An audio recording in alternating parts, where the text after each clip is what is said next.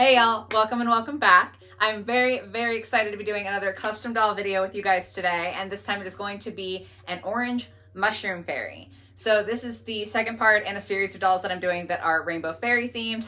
If you didn't see the first video, the kind of concept for this is each fairy is going to correspond to a color of the rainbow, but also to an item in nature that is found in that color. I know that that's kind of a convoluted concept. I don't know why my brain had to be so complicated thinking of this, but the first one was the red berry fairy because a lot of berries are red, and the one that we're going to be working on today is the orange mushroom fairy. I'm very excited for this and have a lot of stuff to get through, so we're just going to go ahead and get started. For the orange mushroom fairy, I'm using Ginger Bread House from Ever After High as a base. I picked her solely for her skin tone as it was very close to my concept art, and I'm not yet confident enough in my skills to recolor an entire body. To start, obviously we are going to need to remove Ginger's factory clothing. Next up, I need to separate her head from her body. There we go. In order to give my orange fairy theme-appropriate hair, I have to get rid of this gluey pink mess. To start the process, I chop her hair off as close to her head as I can get. To finish making our doll base bald, I go in through the neck hole with pliers and tweezers to pull out the rest of the hair plugs. This time the hair wasn't clumped together at all on the inside, so it takes a bit more time, but in the end we have a lovely bald head. The last step in preparing the head is to remove the factory face paint. Ginger has a very defined eye mold, even complete with eyelids, so it takes some extra elbow grease to get the paint out of all the grooves. It was definitely a lot harder than the last custom.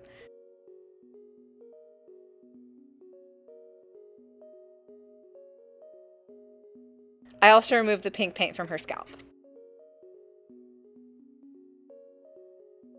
And that's everything we need to remove to start customizing. Well, almost everything. See, I really wanted the orange fairy to be a boy, but none of the Ever After High male dolls have a skin tone that I want. Even if I did change the skin tone, they're all molded to be really buff, and that's just not what I intended for this guy. So this doll is going to unintentionally become some trans representation. I place a towel down to protect my tables from the cuts, and very carefully use an X-Acto knife to start carving away at the doll's chest. This is a very slow process because I don't want to slip and cut another part of the doll's body, or worse, myself. But with a lot of patience, the X-Acto knife, and some sanding to clean it up, our orange fairy's top surgery is complete. Before I get to filling the slight holes left in his chest, I need to turn my attention back to the head for a moment. In my last doll custom video, a few of you all suggested I use an armature wire to give the ears I sculpt more strength. So I'm doing just that. I poke holes where I want the wire to go into his head around his ears and shove it through, pulling it out the neck hole. From there I can twist to secure it and push the end back into the head. I also twist together the armature itself for strength.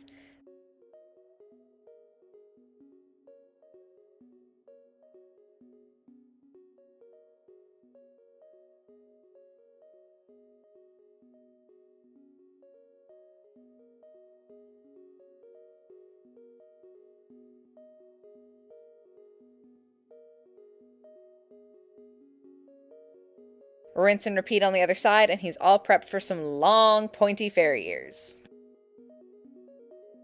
At this point, I can go ahead and reattach our doll's head. I won't be doing a reroot for his hair, so I'm going to get him back in one piece sooner rather than later to avoid unfortunate accidents. Now we can go ahead and go in with Epoxy Sculpt to flesh out some areas. Mixing equal parts of A and B thoroughly, I go ahead and fill in the damage I did to his chest, sculpting a new one in its place. I'm trying to be mindful of the lessons I learned from making Bethany and really going in hard with the water to smooth his modifications out. While I have the epoxy, I also sculpt him some ears. I did do most of the sculpting off camera. I was really focused and time was ticking before the epoxy would become unworkable, but I think he turned out really great. You probably can't see much of a difference here, but I do sand the body down to make sure the epoxy and plastic have a smooth transition. Then, with first a few coats of white paint, then some coats of skin tone paint, the modifications become pretty seamless. There's still some bumps, especially on his ears, but I'm happy to say I can see a distinct improvement in my sculpting since last time. Of course, I do want to bring some life into the paint on the body, so I bring out the pastels and get to blushing. While I'm at it, I try to add a little bit of shading as well, but I don't think it stands out that much. This time I am using a makeup brush as opposed to a paintbrush, and it definitely works a lot better, though I still resort to using my hands sometimes.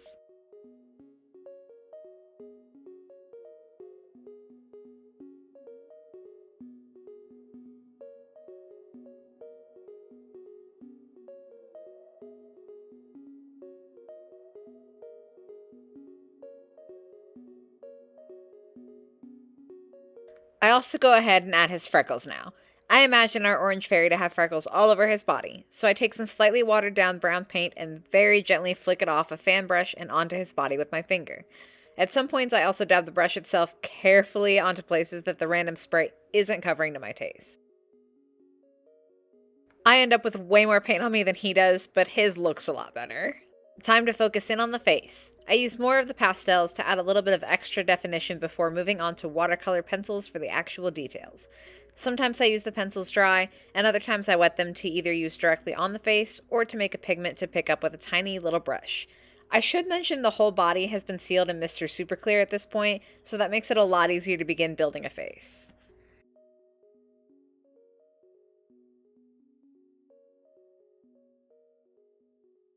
I block out the outline of his eyes as well as his irises.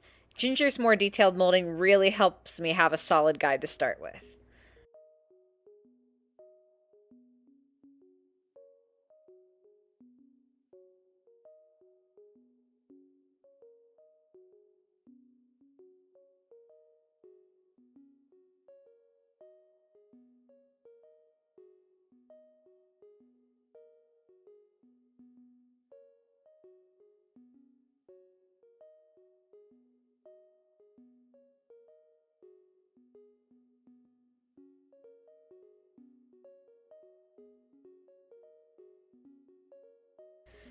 I also use a very sharp pencil to add a dark color in his nostrils and to define his mouth. In addition to darkening areas that need shadow, I'm also using a cream pencil to add highlights on his eyelids and above his lip, really trying to push for more detail.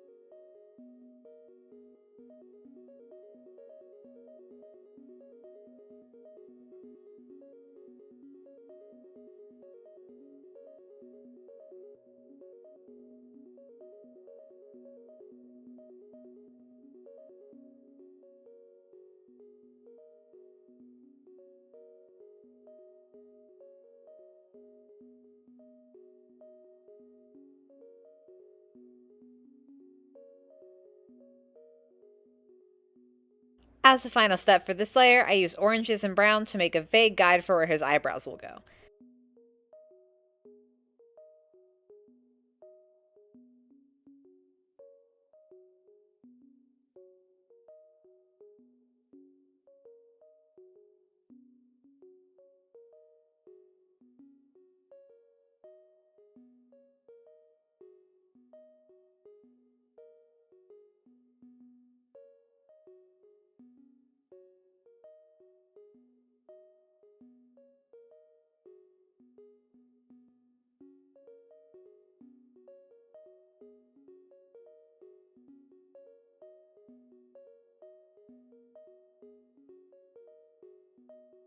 At this point, I feel I can't make too much more progress with the pencils alone, so I spray him with MSC again to seal in the work so far. Once that is dry, it's time for round 2 of the face up. I begin by basically repeating everything I did before with the watercolor pencils to heighten the intensity of all the colors.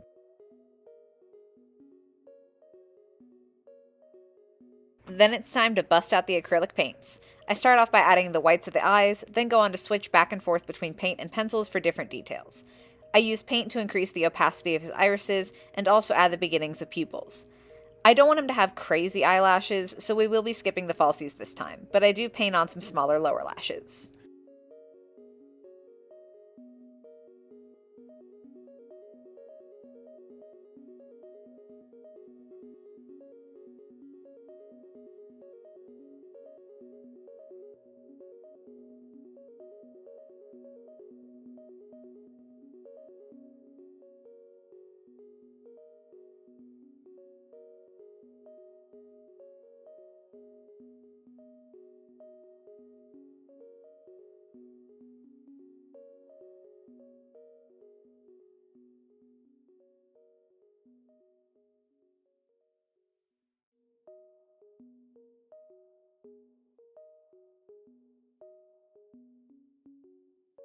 Finally, I go back over the eyebrows. I have the hair I intend to use for him in hand to make sure the color is at least close enough to make sense in the final doll.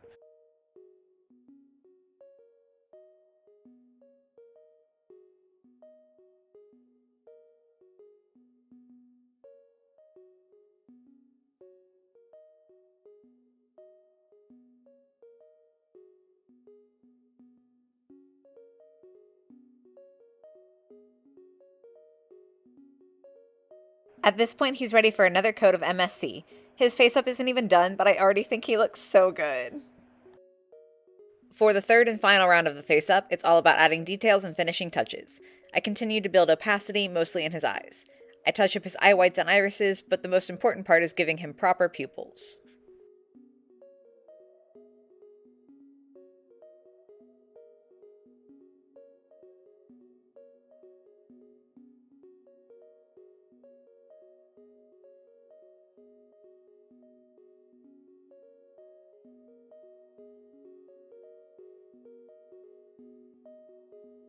I also add a very faint shadow to the top of his eye to make it look more like a sphere sitting in his head instead of just flat paint.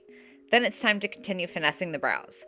They're quite hard to balance as I want to include the bright orange of his hair color, but also a darker brown so they pop more against his skin tone.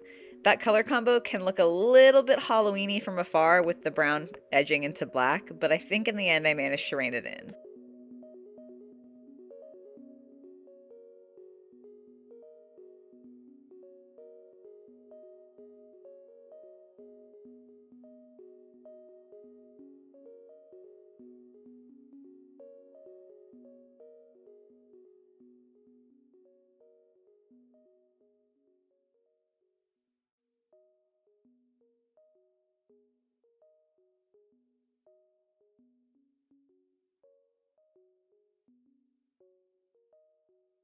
Of course, I then add more dimension to his irises so they aren't just orange blobs, and also go back in with a cream watercolor pencil to add some last minute highlights to his face.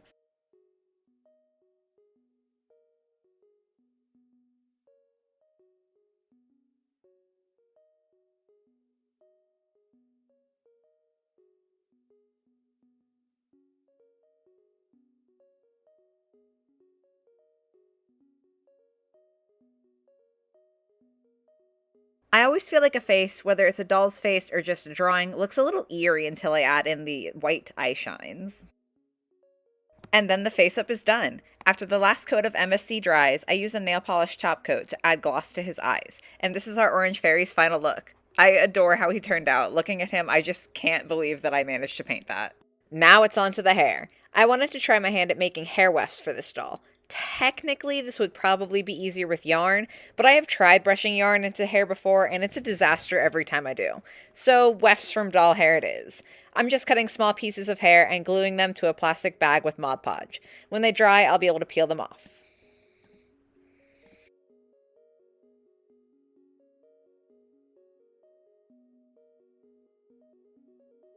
See? They peel off so easily, and it's super satisfying.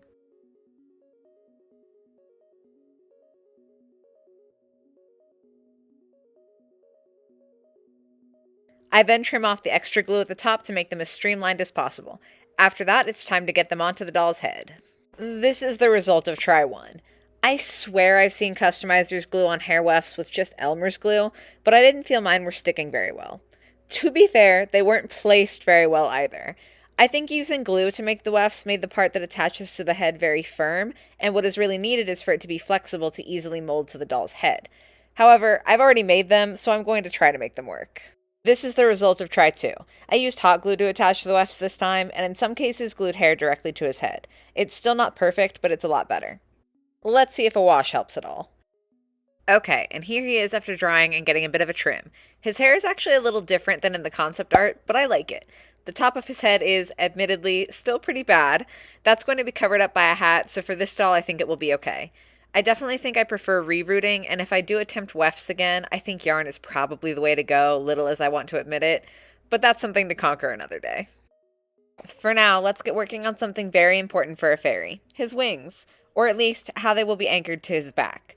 I made a mock-up to kind of demonstrate how they will function. I wanted the wings to be articulated a little bit this time, so I'm using clothing snaps and foam to make them. If I cut the foam just right, it will sit snugly enough around the snap to be secure, but also be able to rotate. On the doll, this will translate to one dimension of articulation.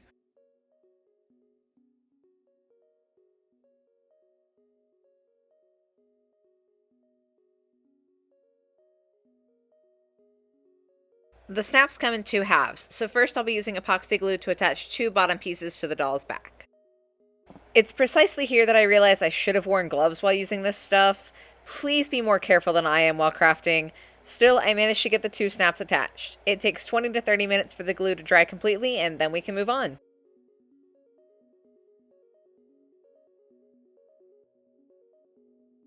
Before making the actual wings, we are going to start on his clothing.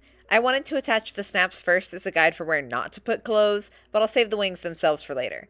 I'm using Model Magic to make the mushrooms. Yikes. So that didn't go as planned. I made a whole set of clothes out of Model Magic, and they've just completely fallen apart. The mushroom hat I made is cracking too. I really wanted to use Model Magic because it's so lightweight, which is especially important for the hat, but we'll have to figure something else out. The solution for his clothing, at least, is craft foam. I made this leg piece off camera as a test to make sure it would work, and I think this is going to be okay, so let's make the other pieces.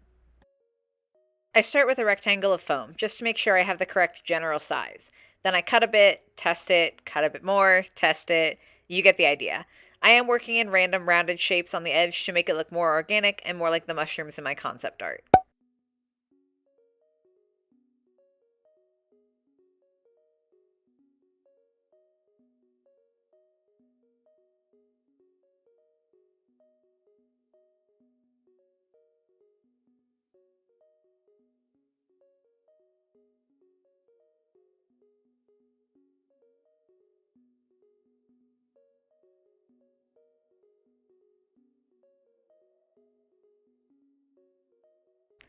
As I'm testing, I'm also heating the craft foam off camera over a candle. I have to be very careful as I'm not trying to start a fire, but this lets the foam become especially malleable.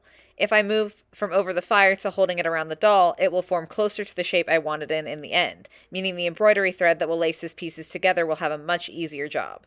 I'll be using a toothpick to poke the holes that the thread will be laced through. While we are here, I cut out some foam to make his wings. Lots of foam on this doll, which wasn't the original intention, but if it works, it works. Then, now that I have all the little bits and bobs cut, we just need to add some paint.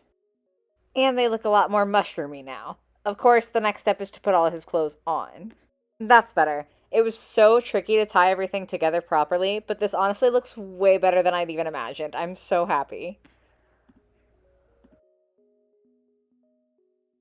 Now I think it's probably time to get his wings on, yes? Originally, I planned on painting regular monarch-style wings, but the black was a bit harsh to me. He doesn't really have black anywhere else in his design, so I ended up making a second pair with more brown. I think it suits his color scheme more, and the gradient I added gives it more dimension. Not quite as true to monarch wings, but it looks better to me in this case. In order to make sure the wings can move and not hit each other, I want to cut the holes as close to the edge as I safely can to put the snaps in. I'm using a hole punch to get a slightly more rounded shape, simply stretching the foam the last little bit that's necessary.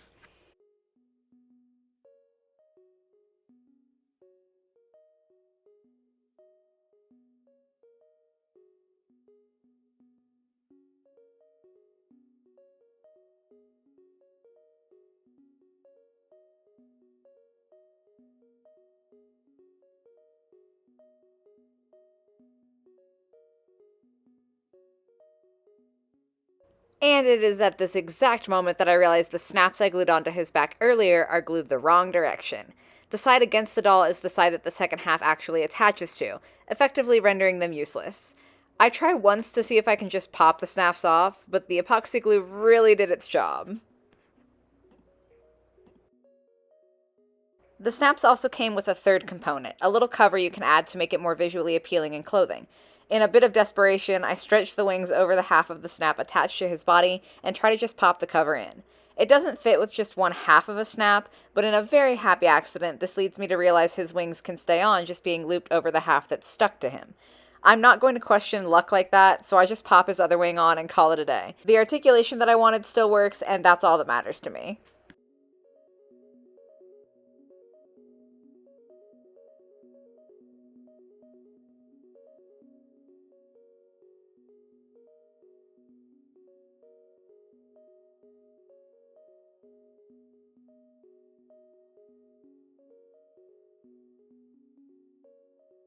That means all that's left is his hat. I don't really have any footage of making the hat because I had to try so many times. After the model magic didn't work out, I got some Sculpey clay to try out. I'd never worked with clay that you bake before, so my first attempt didn't go that great. This big one is the second attempt, and it's better structurally, but I still don't think it fits the head well. I made this little version on a whim, and thankfully it's finally a hat that I like. It's not the same as my concept art, but in doll form it looks precious. I guess in this hobby you just have to be flexible. I hot glued a sewing pin to the inside so I can stick it into his head. That means after a lot of trial and error, he is finally complete. Meet Roar, the orange mushroom fairy. I actually found that name while trying to name Bethany and thought it was perfect for him. This doll was a lot to get through. I think after the face was done, pretty much every step after that did not go as originally planned. It was definitely an exercise in patience to make him, but I think that's an important lesson to learn as an impatient artist. And in the end, I'm quite happy. I should mention that in his concept art, Roar had mushrooms growing off of his body. I decided not to include them for a few reasons. First, they would be very delicate, and if he were ever dropped, they would snap immediately, as they would be very, very long and thin shapes. Second, I felt his design and doll form looked fine and complete without them. And lastly, I figured if he could just grow mushrooms on his body, he would do that to cover up rather than sew mushrooms into clothing. So within the world I imagine Roar in, he makes more sense without that addition. These photos do show me that I probably need to add another coat of paint to his wings, something I didn't realize in the dimmer light of my apartment. Overall, though, I think he came out beautifully. I would say he's a definite improvement over the red fairy, and I think it's awesome to see that growth in myself. Please do let me know how you feel about Roar in the comments down below. I'm very excited to talk about him with you. I hope you enjoyed the video, and I hope you have a lovely rest of your day or your night or whatever it might be, and I will catch you in the next one. Bye, guys!